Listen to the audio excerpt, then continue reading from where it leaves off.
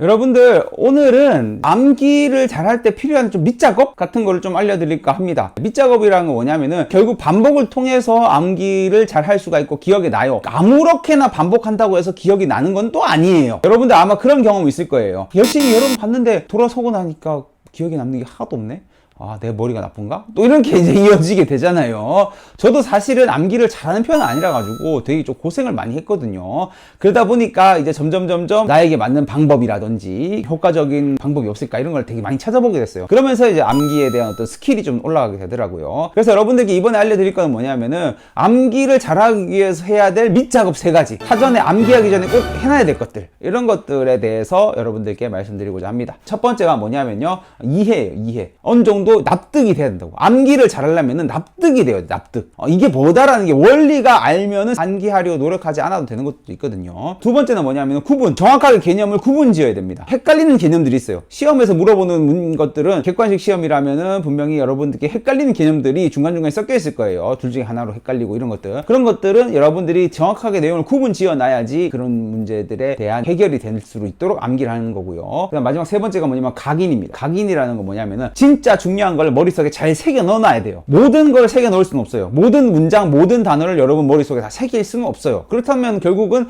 중요한 걸 새겨야 되는데 어떤 걸 새길 것이냐에 대해서 좀 생각을 하면서 여러분들이 암기를 해야지 암기량에 대비 여러분 점수가 높아지는 겁니다. 그래서 첫 번째 이해부터 가볼게요. 이해. 사실은 여러분들 이해만 되면은 크게 노력하지 않아도 이게 암기가 되는 내용들이 있습니다. 예를 들어 지금 PPT 보시면은 수요곡선 이런 거 있거든요. 수요곡선은 우하향한다. 수요곡선 우하향. 이걸 외워야지 되느냐. 헷갈린단 말이에요. 나중에 지나가다 보면 수요곡선이 우상향? 우하향? 좌상향? 좌하향? 헷갈린다고. 그럴 땐 어떻게 해야 되느냐? 이 원리만 알면 돼요. 수요곡선이라는 거 생각해 봅시다. 수요곡선이 우하향한다. 그러면 가격이 Y축이고 X축이 이제 수요량이에요. 양인데, 물량인데. 예를 들어서 이렇게 생각하시면 되는 거예요.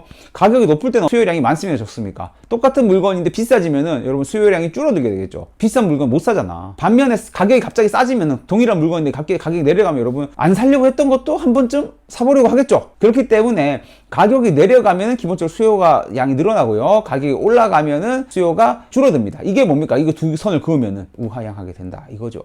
여러분들이 이런 수요곡선 우하향하냐 우상향하냐 이런 거 헷갈릴 때는 내가 비쌀 때 어떻게 했더라? 쌀 때 어떻게 했더라? 이걸 생각하고 그게 납득이 되잖아요. 그러면 더 이상 외울 게 없어요. 저도 옛날에 처음에 수요곡선 우하향한다 이거 있잖아요. 이거 처음에 외우려고 하니까 도저히 안 외워져가지고 경제학과인데 경제학 전공자인데 안 외워져가지고 저 대학교 1학년 때 그래가지고 되게 고생을 했거든요. 그래가지고 답안 쓸 때 우하향인가 우상향인가 되게 고민했어요. 근데 그게 진짜 원리만 아니까 외울 게 아니더라고. 그래서 이런 것들 이해만 하면 해결될 수 있는 것들은 이해하는 작업을 갖춰 놓으면은 그 다음부터는 암기가 되게 쉬워진다는 거예요. 두 번째는 개념 구분을 잘 해놔야 됩니다. 개념 구분이 뭐냐? 탄력근무제 유형이라고 해가지고 우리나라의 공무원들의 탄력근무제 유형이 있는데요. 근무시간 선택형이랑 집약근무형이라고 이렇게 두 가지가 있을 겁니다. 이거 진짜 구분 잘 못합니다. 사람들이. 이거는 많이 틀린다고 주의하라고 강조해드린 내용인데 여전히 많이들 틀리시더라고요. 이제 이런 것들이 이제 시험에 갑자기 나오면은 되게들 많이 틀려요. 이 공부 안 하는 내용이 아니거든요. 이거 이제 행정학과 시험 준비하시는 분들은 이거 다 공부해요. 다 공부하는 내용인데 이거를 엄청 헷갈려 합니다. 왜 헷갈려 하느냐?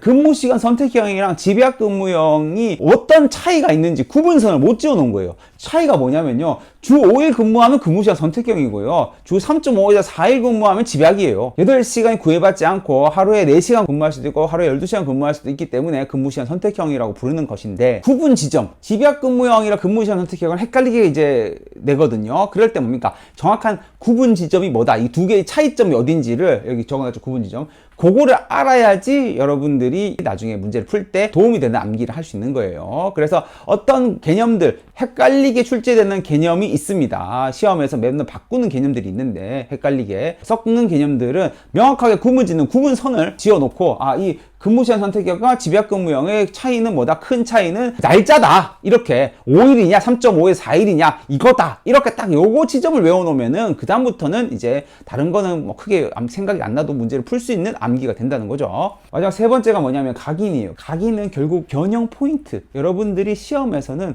변형 포인트 포인트를 암기하고 있어야 돼요. 여기 보면은 주민 조례 개폐 청구제도라고 되어 있는데 막 여기 막 한 3줄 적혀 있습니다. 이 3줄에서 결국은 바꾸는 거는 어디에 청구할 수 있느냐를 바꿔요. 조례를 제정하다 개정하다 폐지할 거 이쪽이 아니라 누구에게 청구하느냐, 여기를 잡아야 돼. 여기를 열심히 기억해야 돼. 열심히 거기만 외우면 돼. 거기를 외워야 돼. 거기를. 조례를 제정하거나 조례가 아니라 딴 거를 뭐 이렇게 개정 이런 식으로 출제 안 됩니다. 어디 누구에 청구하느냐, 누구에 이런 각인점이 있어요. 각인점. 정확하게 머릿속에 뇌에 박아놔야 되는 점만 정확하게 그 부분만 외워놓으면은 여러분들이 생각보다 암기량이 적은 거에 대비 시험장에서 생각보다 문제 잘 풀어낼 수 있어가지고 암기를 되게 잘하는 사람처럼 보일 수가 있습니다. 그래서 여러분들이 암기를 잘하는 사람을 보이기 위해서는 어떻게 해야 된다? 이 3가지 밑작업, 이 3가지 밑작업을 정확하게 해서 여러분이 암기량을 줄이면서 정확한 걸 암기해서 득점으로 이어질 수 있도록 하시면 좋을 것 같아요.